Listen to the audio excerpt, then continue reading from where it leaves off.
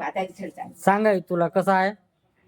12 दिवस झाले. 12 दिवसात केअरटेकर आहे की नाही, हा आंघोळ करून देतात की नाही मला, हा हा ते म्हणते माझा रिझल्ट चांगला आहे ना. खूप चांगलं.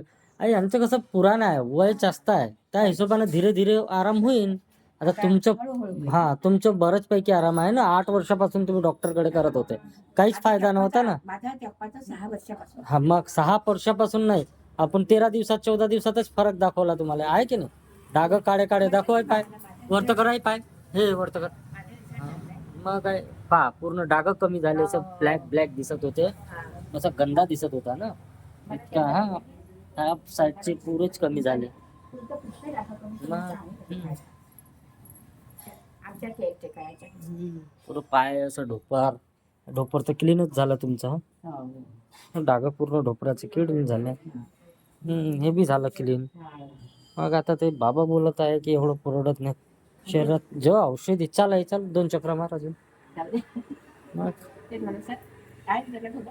नाही पण खर्चाचं काय, मला थोडी का, मी खाऊन राहिलो का, मी देऊन राहिलो, मला देऊन राहिले तुम्ही खर्च, तुमच्या शरीराला लागून राहिले तुम्ही पहा.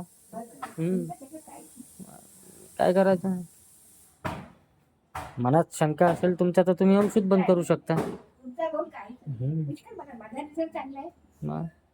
चालण्या फिरण्यामध्ये एवढं चांगलं क्लिअर चालून राहिले, असंही नाही चालत होते, इतकं छान चालून राहिले. नसा पूर्ण मोकळ्या झाल्या तुमच्या तरी असं.